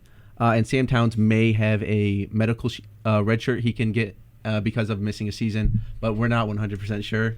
Foster, how many of those players are impactful to Bowling Green men's basketball? I'd give a good... I'm legitimately asking the question for the people. 6 or 7. 6 or 7? I mean, all of them are very impactful on different levels. A lot of guys leaving that are very strong for this team. Yeah, no. Okay. Javante Campbell, obviously we all know, set the season record for steals. Marcus Johnson led the team in scoring. Jemai Felt, rebound leader, 6.2 a game. And Braylon Green was coming off the bench with all the injuries, averaging 2 I just points. wanted to set that frame for the people that might not know that these are like very big guys. Yes. These aren't like guys that didn't play that are transferring. This is like... Yeah. And also the fact that through the portal, that has been Todd Simon's MO, is building through the portal. And then he brings in this class of guys, Javante Campbell, Marcus Johnson, gets 1 year with them, and then they're gone again. I mean, that's kind of unreal. I mean, how many of those guys were year one guys, Foster? The year one guys, Derek Butler had just came from another MAC school, Central Michigan. Javante Campbell obviously just came here, and then Marcus Johnson all have hit in here for 1 season, and all were very high contributors to this team. Unreal. Yeah. Coach Simon has done such a great job in the portal, but obviously now that he's losing a bunch of players and is going to have to re-up the roster, it's time to look at where he's kind of looking down a level at JUCO, and then other Division I players that he can bring in as to just rebuild the lineup. And so the first player, a player that I know he has reached out to and has offered, is Isaac Garrett, the 6'9" power forward sophomore from Snow College in Utah. He came off 14 points this season, 7 rebounds and 2.9 assists, and 1.2 blocks and steals as a player. He's a very high efficient scorer, 53% from the field and 74% from the free throw line. Just getting down low, getting to the paint, knows how to use his body to create space, and then can create a shot for himself. Kind of a nice power forward that has a dribble, and then also has a quick first step to beat players off the dribble and get down low. He does not take a lot of threes. He's very kind of hesitant to shoot from behind the arc, but he has shown a couple flashes. He went 5 for 9 in a game from 3, so someone to watch out for. They have offered him not a contract, kind of a contract now with NIL though, but they have offered him a scholarship, but we are fighting against Florida State and California. He's also been offered scholarships there, so someone that he's very high on my list of players just because the way he plays is 6'9" power forward. I'd like to see him landing here just because the way he can dribble and create for himself as an offensive player. And then following that up is Amika Oporum, a 7-foot center from Butler Community College, 9 points, 8 rebounds, 2.6 blocks. He just was named the Kansas Jayhawks Community College Defensive Player of the Year, and his 8 rebounds and 2.6 blocks would actually lead the MAC in both categories. So someone who's going to have a huge impact if he can come here. 67% from the field, highly efficient down low. He's only had 2 games where he shot lower than 33% from the field, so he's always going to be looking at good shots. He's got a very good strength down low. He can post up, but also is a lob threat at 7 foot tall. He's very athletic. He's a great transition offensive player, sprinting the court both offensively and defensively to get stops and offensive lobs. But Illinois and St. John's have both offered him, so we're kind of off these like JUCO players. We're fighting off some bigger name schools for him to come here, but we can get both of these with kind of the way transferring in would work. You could see kind of like Illinois and St. John's have very high level rosters. You might not see him getting playing time right away. So coming here might see him get the instant playing time that he's looking for. What do you, Foster? What do you think the odds are that these guys actually? You mentioned it kind of right there, but that these guys actually land here, or is this like a Hail Mary pass being thrown by Todd Simon? Especially as we know, with the age of NIL, our NIL potential is not as high as it might be in Queens, New York, for St. John's or Illinois. And that's a big thing. These two probably are a little bit farther out of our reach than a normal player would be, than I'd like them to be, because of how skilled they are and how much they could bring to this team. But Opurum is the one I do think is much more in our range, even though St. John's and Illinois are both knocking at his door trying to get them to go there. Just because of the way that this team plays and the way that they funnel everything down low to him. And he could have such a good offensive way around this roster as a lob threat with who they're bringing in and who they have for next season. He'd step in and I'd assume be the starting center at 7 foot tall. He could get right in, be the starting center, take over down low, and get very good playing time, and then do something like Javante Campbell is doing and step up another level. And I mean, injuries are injuries, and you could point to that all you want, but, a guy with even just those intangibles at center, very much a presence that the Falcons lacked throughout the last season. And I mean, I think it's not a stretch at all to say that, you're getting a lot of opportunity to, showcase yourself and then, like you said, make another move up potentially. Yeah. These type of players who are looking for like a landing spot to not only better their skills, but to get some bigger eyes on them. MAC schools like us, because we had the CBS Sports game for I-75, nationally televised games, they're getting their names out there at higher levels, but they're also showing what they can do at a MAC level. And normally when you step up that level, the things that you're looking for is defense and rebounding. Those are always going to transfer over. Sometimes you have problems with offensive kind of transferring over because of the defensive levels. But defense and rebounding will always take that step up with you because those are kind of hustle stats in my opinion. So when you have somebody who's a high-level defender who hustles on the rebounding, and those are things that you can see come with them and really even take a step higher. I want to talk a little bit about, the Falcons in the portal more because, those are still, number one, guys that we've, watched for the past year at least, and moreover, there's no conclusive landing spot for any of them yet. So I've got two questions, but first, where have any of them been offered and what seemed like, maybe fits that we could see some of those guys in? So Javante Campbell has been the one who's gotten the most national attention. TCU, naturally, I think. Yeah, TCU's already called about him. Oklahoma's been in contact with him. I know Duquesne has been in contact with him. So some high-level schools, obviously Oklahoma and TCU, big name schools, big high-level contenders there. I do not know if Marcus Johnson has had any calls. Same with Jemai Felt. I don't know if either one of them has gotten any attention yet. I've looked for anything. That could just be kept under wraps very well. And there's still plenty of time. The portal doesn't close till April 22nd. So he has plenty of time to get contact with schools and kind of find a landing spot. But yeah, Javante Campbell is looking at some high major teams, TCU and Oklahoma being the main two I'm seeing going after him.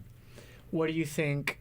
I mean, I think if you look at the teams that are offering Javante Campbell, I think it's a fairly safe bet that Javante Campbell will not be wearing bowling green, orange, and brown next season. What do you think are the odds that any of these guys, test the waters and the grass isn't greener and come back to play again? So I think the biggest one for that would be Felt and Braylon Green, Jemai Felt and Braylon Green, both testing the waters, seeing what's out there, and then coming back. Jemai Felt had a very strong season, obviously 5 points, 6 rebounds off of 2 years of injury.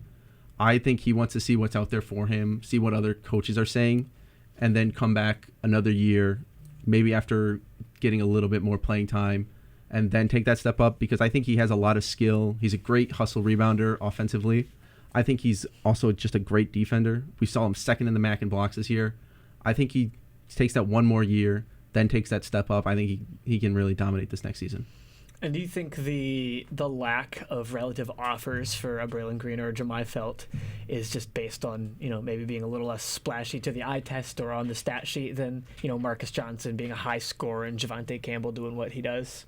I definitely think that's going to hurt Felt because rebounds are not something everybody's looking at. They're not the most impressive stats. People don't look at rebounds and say that's the player I want. Well, I think mainly you can get guys that'll rebound and score. Yeah, well, rebound, like getting guys, and it's decently easy to find guys that can score and rebound. Getting guys that can rebound, there's a lot of them. You can teach rebounding because rebounding is a hustle stat. You don't need to be the best rebounder. You just need to go out and try, and the rebounds will start to fall your way. Mm-hmm. Because if you're attacking offensively, the way that college rebounds happen, it's nobody's boxing out. It's just kind of the ball's coming towards you. Get up and grab it. If you're hustling, you can go out and get one or two extra possessions, and that's, one or two extra possessions in every game can be huge. So that's the one I'm thinking. So I do have a question for you, Foster. Yeah. So we know that Javante Campbell last season, he really did struggle with injuries, and he said, I remember hearing this from Tyler, that Javante Campbell did say that Todd Simon was really one of the only guys that would have let him play without practicing. He hadn't practiced. We found out later he had 2 broken hands.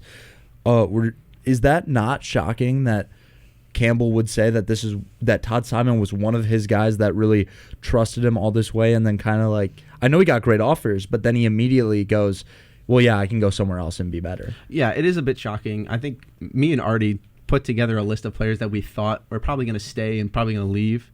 And Campbell was kind of that one that was in between both, that we saw why he could be leaving, just what he did this season, how much he's accomplished, and what he could be getting somewhere else. But at the same time, what he said about his time here in Bowling Green, how much he loved Coach Simon, we kind of put him as up in the air player. So after he said all those things, like, yeah, I've no other coach, no other team would let me do this, I don't think, and then hits the portal. I understand it. Obviously, if TCU comes knocking or Oklahoma comes knocking, with the type of NIL money that they can offer and the level that they can play at there, get his name out at a higher level, I understand why he wants to go there, but it is a little shocking that he's, after all the great things he says about Coach Simon and his time here at Bowling Green, that he's willing to leave still. I want to put something a little bit different to you, Foster. The name that's really, really resonating with me of these transfer portal athletes is Marcus Johnson's.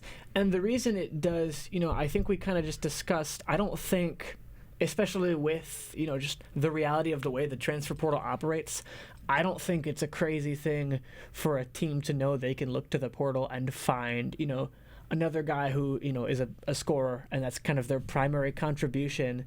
To that end, how valuable is Marcus Johnson to a searching team in the transfer portal? I think he's still very important. I mean, 16 points a game is still great, but I don't think he's as important as everyone's going to put it on. Scoring is at a high level. Everyone can find a scorer in the portal. I mean, Isaac Garrett is on 14 points. Oporum is at 9 points. You're going to find scoring in the portal. It's the other things that players can do, the rebounding, the defense, the assist numbers that you can find, the intangibles that they bring to the team, how they fit with the offense that you want to run is the bigger thing that you find in the portal. So if Todd's looking for another player that fits maybe his offensive system more, he can find that, and another coach could find Marcus who fits his offensive system a little bit more that he wants to play. Do you think there's any amount of likelihood that he ends up returning, and if there's not a better offer to him, or I don't know, how do you see that playing out, I guess? I think any of these players could return if they don't find exactly what they're looking for. Especially even Campbell, even though he's getting high level looks, I think they all could return. It's just depending on what they really want with their career and how they want their college basketball career to go.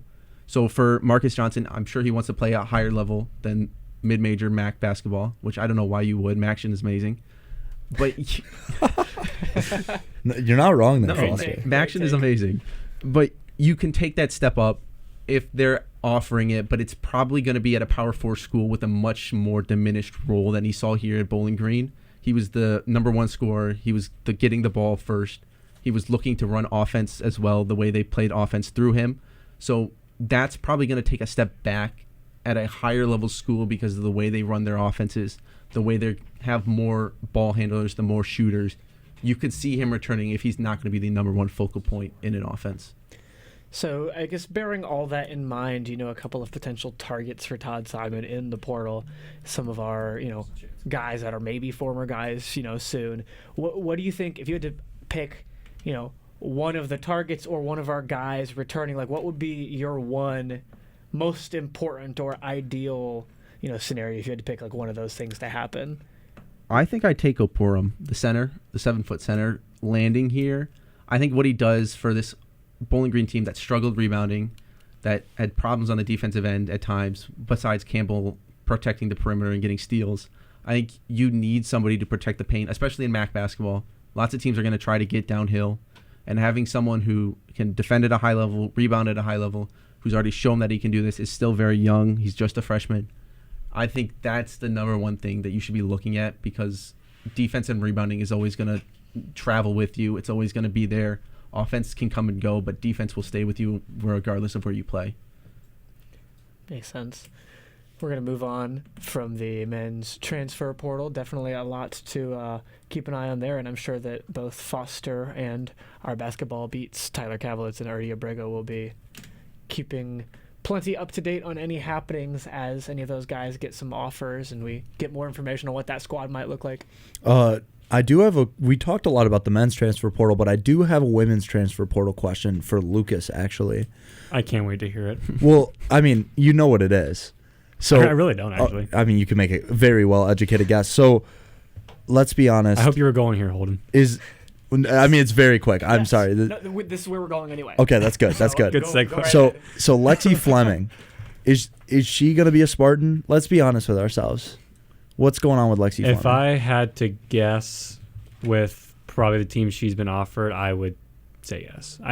I don't know where else she would go that would make sense. Just the pure thing is her relationship with Robin Frederick, obviously former BGC women's basketball head coach, and how she was here. I mean, she coached her 5 years here. So is it 3 years here at Bowling Green under Freilich. Was a star here. Obviously at Bowling Green under Freilich. She has, like I mentioned, it's been documented that they have a good relationship, and she loved being coached by her. Especially a player like her, too. I mean, 5 years, 1 year left of eligibility. You're not going to make a lateral move, I don't think, in the MAC at this stage if you're in your 1 year left. If you have the chance to go to the Big Ten women's basketball, be coached by your old coach that you have a great relationship with. I don't know if she'll have any former teammates. I know Jocelyn Tate still is at Michigan State. I don't know if she has any years of eligibility left. I know Nana Hampton is done. Those are two players that I think women's basketball fans know quite well. But yeah, I think there's a very good chance she lands there. I'd be shocked if she goes somewhere else pretty far. But again, we live in the world of NIL and all these other different promises, so we don't ever know. But I could see it, and I think if you had to pick a program, it would be Michigan State. That would make the most sense for sure. It feels like, Lexi Fleming's certainly the kind of player that can command attention in the transfer portal, market scenario as we, live with now. But I think with the coaching situation, it feels kind of hard to hedge your bets anywhere else. Lucas, speaking of women's hi Lucas. Speaking of the women's transfer portal, we had some more news today from Bowling Green about transfer portal. You want to run us through that? Yeah, so Lexi Fleming is one of the 5 Falcons in the portal as of today. Junior guard Christiana Kulachkovska, sophomore forward Kieran McGuff, and then freshman guards Taylor Wallace and Brooke Simpson have all entered the transfer portal. So that's 5 portal entries for women's basketball and for Fred Shamil. So both the men's and women's programs definitely getting hit by the portal. All this was reported to Talia Goodman of On3 Sports. So give her credit. She's doing a really phenomenal job keeping up everyone informed with the women's basketball transfer portal with all conferences and all teams. So give her credit for her. She's the one who broke it first. I'm not surprised really with the other 4. Outside of Kieran McGuff played 22 games, had 9 starts. The other 3 didn't really make an impact on the team this year. A lot of them were kind of towards the end of the bench, especially Brooke Simpson and Taylor Wallace. But McGuff played 2 seasons here. He was coming off an injury. Last year came back, got the starting spot over Taya Ellis, and then lost it down the stretch to Donahue, which was, in my opinion, the correct move. And it seems like she wants to go somewhere else and finish her basketball career, which can't really blame her. She averaged 3.7 points per game, 3.6 rebounds per game. Had some good bright spots, good performances. I think other performances, I think they would want a little bit more from her. I think she would want a little bit more as well, just from a pure box score standpoint. I don't think she made the impact that I think they were expecting her to do fully. Obviously, hint why she lost her starting spot down the stretch.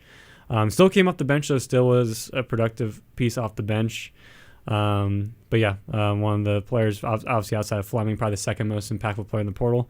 Kulachkovska is one that I had a lot of high hopes for, and I think they did as well. She played 17 games off the bench, but I have it in my article. She just played 84 minutes total. She really didn't play. She really got a lot of just time towards the end of the games when the games didn't really matter. Her brother did play here, Kulachkovska, if people do remember, a long time ago. So it's kind of a coming home in a sense of way, or kind of a familiar territory. I just don't think it worked out. I just don't think it was a correct fit. She's a guard and a forward. She kind of can play both positions, versatile, but I just don't think she ever really found her role with the team. And if it's guards, you had Velasco, Fleming, and Kohler. I mean, you're not going to really get a whole lot of timing outside those players. And then I just don't think it worked out. At the end of the day, I think they looked at her. I just don't think it was a good fit for both player or for team.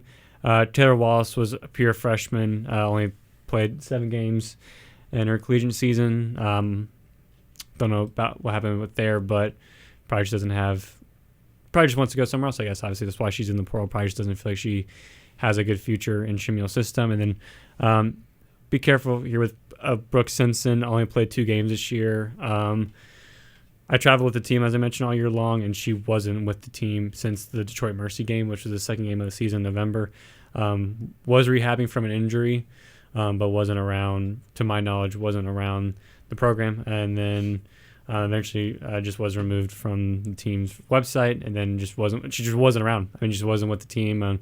The main reason, I don't really know. Don't really want to speculate really know why, but for whatever it is, whether it's injury related or cultural fit or just team fit or school fit, I mean, we don't know. We don't know. It could have been something personal as well. But yeah, she just wasn't around. I mean, she wasn't around post injury, which was just kind of odd, weird. So yeah, so that's now 5 players in the portal, and then you got Amy Velasco and Erica Porter too, both eligibility and graduated, moved on. So that's now 7 players in total out of the 15 that are just gone, either from graduation or transfer portal. 2 big things I take away from that. Number one, 2021 was a long time ago, 4 years since Matisse Kulikovsky was playing on the men's team here. The other takeaway, it feels like outside of Lexi, it's they haven't had a huge, Kieran McGuff definitely a contributor, but I mean, by and large, you look at the women's transfer portal situation compared to the men's doesn't feel nearly as dramatic. No, still keeping strong contributing, specifically returning Paige Kohler, returning Janae Donahue feels very important for the squad. Where do you think? Do you have any younger players on the team that you kind of have tabs on that maybe step up, or that you'd look to step up? Well, Lauren Gherkin was someone that was playing really well this season before she got hurt, and that was a big loss. I think she would have had a big role down the stretch. So looking for her to get back and healthy, I think she could definitely in contention to be in the starting 5 next year. So she'll probably be a redshirt freshman. I have to imagine she redshirted this past year. If not, she'll be a sophomore. So you have her and Donahue, so you have the underclassmen there. Paige Kohler will be her junior year, and it's going to be Kohler's team next year, kind of running the show. Don't really know how to pronounce her last name yet. I hadn't had much conversations with her, but Sophia Moschin, I don't quote me on that, but Sophia came here to the middle of the season. She's Brazilian, 6'2", can play in that forward role, so she might take over for Erica Porter in that 5 spot. She's someone that was getting some valuable reps in practice, valuable reps in their shoot-arounds with the team, just wasn't eligible to play. So I think she'll be a redshirt freshman next year, I believe, as well. So she'll be someone that'll play a big role on the team as well. And I think outside that, I don't know what freshmen they have coming in, but Shamiel's going to need to pull some people from the transfer portal, and they're going to need to get some players to not only just replace what they have on the floor, but replace that lower end of the depth chart that you had. I mean, we mentioned a lot of these players didn't have the biggest roles on the team this year, but they still fulfilled a role in practice and scout team, and then just in general cultural builders as well. So they're going to need to fill them out one way or another. And this is kind of big because you look at the players that are now graduating and lost. These are still a lot of Freilich players. These were a lot of Freilich players that were around in Bowling Green. Besides Erica Porter. Erica Porter was a one transfer that was a Shamil transfer, and she worked out incredible in 2 seasons in Bowling Green. Obviously the highs and lows, but when she was on fire, she was on fire. I mean, she worked out well. But this is a huge testing point for Shamil and the staff, because the graduation players, I mean, this is now his team. And, like, this is a lot. I mean, you still have some Freilich players left on the roster, but a good chunk of these players are going to be his recruits, his transfers, and who he thinks is going to fit the program. And it's going to be big. It's going to be big because a lot of people can make the argument it was a disappointing end of the season. So, big year.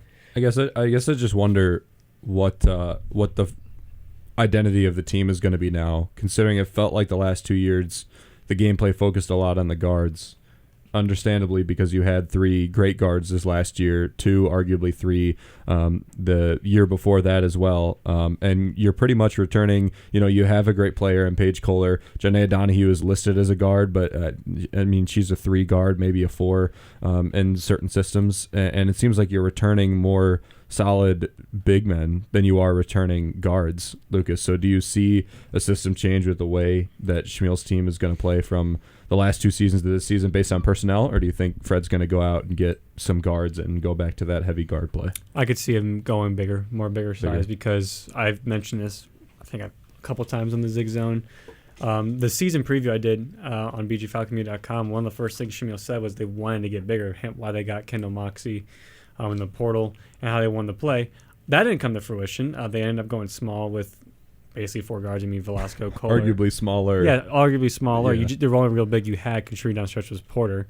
But with the graduation of Velasco, with Fleming in the portal, I think this is his opportunity if he wants to get bigger and change how they play and the kind of the system. I think this is the time to do it, because if you look at just now the projected starting 5 I have in my head, so you will obviously have Kohler as one of the main guards who, yes, she is small, but she plays big, and she's very physical. She'll get down and dirty and get those rebounds. Donahue, same thing as well. Smaller, very physical. We know what she can do. But then Lauren Gherkin has similar height. I want to say she might be 6 foot or 5'11". It says she's 6'1". 6'1". Yeah, I told you I saw her in church today, and she is tall. Yeah, so you have her, big. And she's coming back from injury as well. Sophia as well. Don't want to pronounce her last name wrong, but she's also someone 6'1". I want to say she can play that forward spot as well. You still have Moxie for as of right now as it stands for next year as well. Yeah. And who knows? Tia Ellis is still on the team as well. She also has big size as well. And who knows, they'll bring in. So this is the chance to change the system and kind of focus away, like you're saying, from the guard play and more down low and those forwards. This is the time to do it. Like, this is the moment to do it, which is how many players they've lost this year, and I think he's going to do it.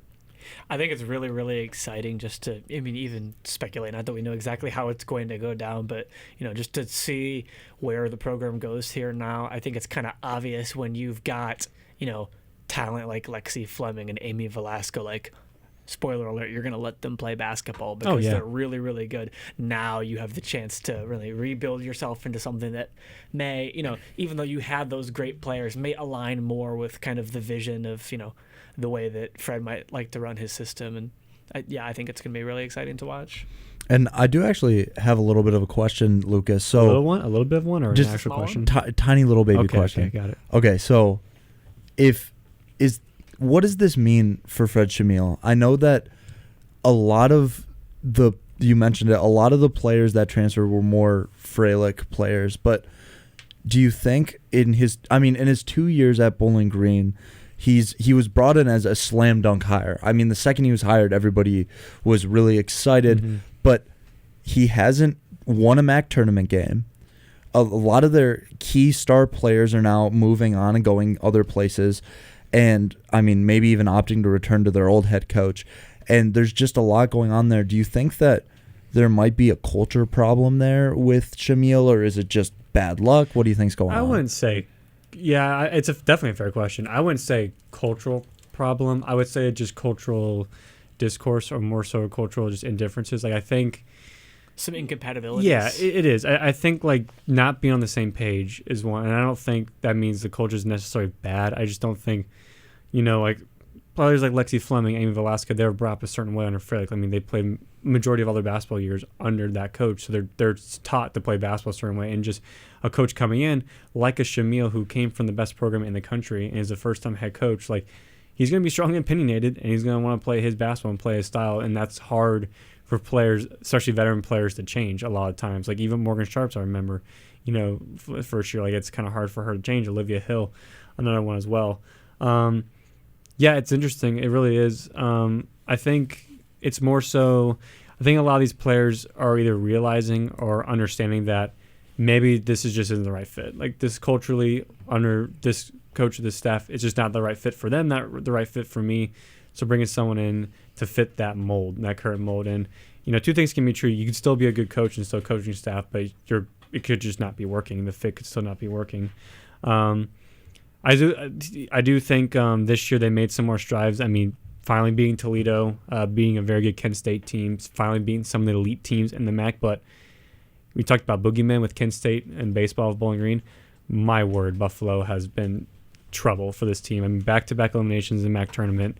I want to say now Shamil with Buffalo is now 0-4, 0-5 against the Bulls. So there's still like these humps that they have to get over, and Buffalo is definitely one of those humps. Ball State is the big one, and that's the biggest hump that everyone in the MAC is trying to get over. But he needs to get his players in order to do that. But also I don't think it's unfair to say questioning Shamil and some of the decisions down the stretch that have been made, considering that he's still a freshly new head coach. It was only his second year as a head coach. I think people forget that he was assistant for the longest time. And while he's still a brilliant basketball mind, don't get me wrong, Shamil definitely knows his X's and O's and what he's talking about. Sometimes being a head coach is different. Being a head coach is different. Like you're the main man making the decisions, and sometimes, you might make the wrong ones every now and then. And, you reflect on those and you try to learn from them and you try to get better. And that is a really interesting point. And you brought up Boogeyman, because I don't want to turn this into a Fred Shamil debate, but we did have a graphic or kind of a story on the Swoop, which you can check out every Tuesday on bgfalconmedia.com. Thank you. About Fred Shamil, and you look at the top 4 teams in the MAC the past 2 years that he was there, and it's Ball State, Toledo, Buffalo, and Kent State. And he's 0-2 against Ball State. He's 1-3 against Toledo, 0-5 against Buffalo, and then 1-2 against Kent. And both of those wins, I believe, were this past season. Yes. So it is really tough to be like, wow. I mean, he was a slam dunk hire when he was brought in, but now a bunch of his players are gone, and his record with those good players, even if they don't really fit what he's trying to do, isn't that great either against the top teams. He's still they were dominant the past 2 years. I mean, a 5th seed, then a 6th seed, and they were comfortably in the MAC tournament both years. It wasn't like a bubble team like men's basketball was last season, but still, there is a little bit of a question of what is kind of going on there. Mm-hmm. No, there is, and I mean, that's just the main thing is, can you beat those top teams consistently? Because right now, they're probably still the 5th best team in the MAC, like just straight up. Like those 4 teams are probably still better than them. But yeah, I mean, that's the question that needs to be answered. And they had slight improvements this year. One more better game in the MAC than his first year, 11-7 compared to 10-8. Much better overall record, beat an SEC team on the road. But then again, you had the loss to NIU down the stretch, and Shamil got tossed in that game, and you lost to Western Michigan at home. So there are some of those losses where you're kind of like, don't really know what happened there, and it kind of like fell apart down the stretch. So the jury's still out, in my opinion, and I think next year you're going to see more significant improvements compared to like what was promised. And what's really just the program standard. I mean, the women's basketball program here has had so much success in recent years. Like the standard is contender for the MAC championship. And they haven't done that. They've been bounced early in the last couple of years, and Shamil's a winner. Was an assistant at South Carolina. I don't think we're making no mistake about it. So they know they need to continue to improve and just try to get over the hump. And getting over the hump is that Ball States and the Buffaloes of the world and contend for the MAC championship. There's definitely a really strong opportunity coming up here for Fred Shamil to really, redefine his identity as a head coach and the identity of what his Falcons are going to be. We know where the expectations are. We've seen what the Robin Fralics and other coaches have done with this program. I think the real question, turns to like, not just, are they going to be able to do it, but how are they going to approach that? What's it going to look like? And as we say all too much, only time can really tell. It's going to wrap us up for women's basketball. We're getting close to the end of our show here, but as a track and field fanatic, I would be remiss if I didn't shout out one particular standout from this past weekend's rally relays in North Carolina, hosted by NC State. Junior Kylie Cubison is having an unreal season of running. A second team All-MAC honoree for the second year in a row during the cross-country season, an All-MAC honoree in the indoor track season, and 2 program records of her own in the 3,000 meter and mile races during the indoor season. First overall in BG Falcons history for those. Now, just this past weekend on Friday, I believe, has the women's 5,000 meter record, and just certainly deserves shouting out as one of the sports that's, less observed by most due to the, difficulty of, number one, accessing it from, the meets being as far as they often are, and two, just the lack of coverage that track and field tends to get. Definitely warrants being put on everyone's radar. The just incredible performances that Kylie Cubison is having on the track. Indoor and outdoor. Indoor and outdoor. Unbelievable. Good for her, man. That's awesome. Great stuff there. Lucas, you want to share anything about the Spring League as we kind of close here? Anything? Yeah, sure. I'll excitement? I'll touch base on the men's since they were home this past week. So you could have gone and watched them. And actually, it was a good crowd for a softball game going on across the street. It was a good crowd. They played Michigan. Lost 3-1 was the final score. Played well, just couldn't finish their chances when they needed to. Michigan did well to finish the limited chances they had. 2 of the 3 Michigan goals were just off of counterattacks. Michigan did well to find the open man, top of the box, and just nice curling shots into the top net. The second goal, which ended up being the game-winning goal for Michigan, was just an unlucky bounce that followed top of the box and was a nice one-time finish by the Wolverines. Raiko Bodurov had the goal for the Falcons, now entering sophomore year. Attacking midfielder, got the assist from Bennett Painter.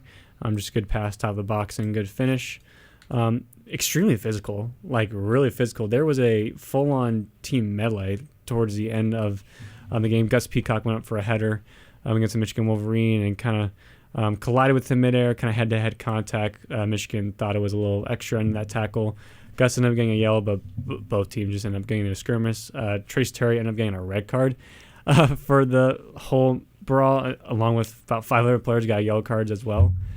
I would assume he gets suspended. They play Dayton next Sunday for their 4th spring league game. I would assume he's suspended for that, but I honestly don't. I don't know. If we're playing just normal soccer rules, that's what happens. You get a red card and you're suspended for the next game. So that's a pretty big loss. It's not been a good spring league for them. Couple of losses, a draw against Michigan State. Good performance, just Michigan was able to finish their chances and Bowling Green didn't. My biggest takeaway from it, because I wanted to see the back line and goalkeeper, especially with the loss of Brendan Graves, Kyle Cusimano, and Josh Erlinson. Jason Ball was in goal for BG, and it seems like he right now is the number 1 keeper. Made a couple of good saves, allowed 3 goals. Didn't really have a whole lot of action. A couple of times he made good saves. The back 3, Gus Peacock, the only returning starting for the defender from this year, was playing in the middle of the back 3. Saul Rios was playing in the left center back role, and then Amir Didic, who's back from his injury, was playing the right center back role. Rios and Gus and Peacock looked really good. Those were some of the notes I had. They both looked really strong, especially Rios, whose time really kind of decreases last year. He's fighting for a starting spot. They got a transfer from Robert Morris. That's going to be fine for that left center back spot. So good for Rios. Trying to fight for that spot as well. Don't really have much to say. Just physical game. 3-1 loss. They'll go again against Dayton next week. There's some good to take away from it. The big things you need to correct on from just that game is just defending counterattacks better, not being as open.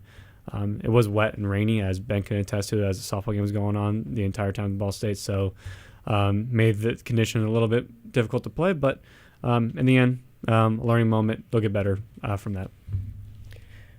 We're going to move on to the final thing that I'm going to throw at you guys. And this one's a little bit unprompted, but I saw it this morning, and so I just couldn't resist. The one last question for you: how outlandish is Tyler Kavalitz's take about Paige Beckers being better than Caitlin Clark? I kind of love it.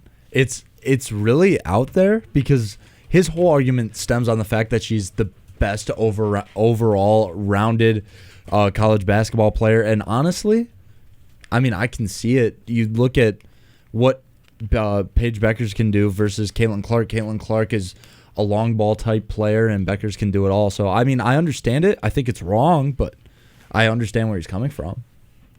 I don't necessarily disagree. I mean, I think better college player, I'd say Caitlin Clark.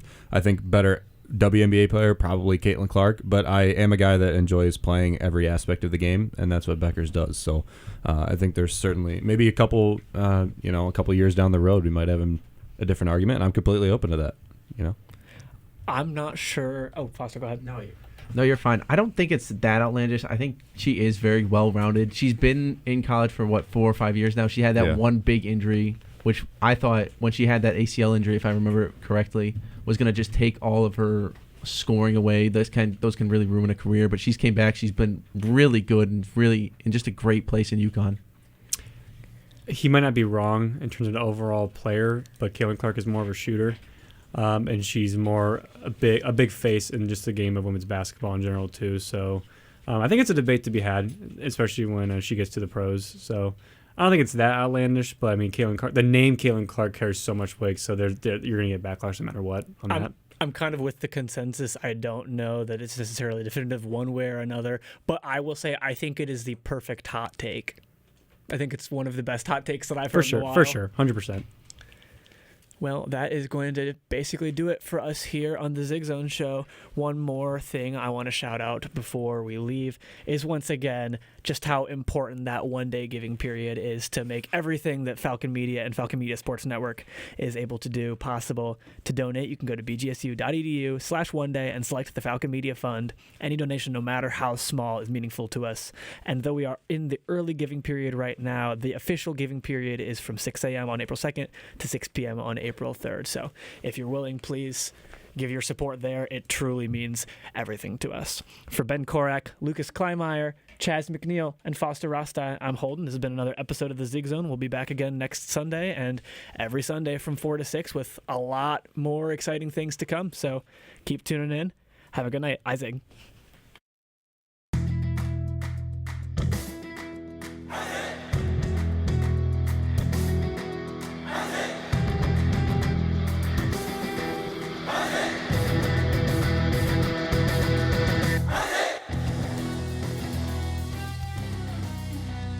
This broadcast has been a Falcon Media Sports Network production. For more BGSU sports news and updates, follow Falcon Media Sports Network on Twitter X at BG_FMSN, BG Falcon Media on Instagram, Facebook, and YouTube, and head over to bgfalconmedia.com.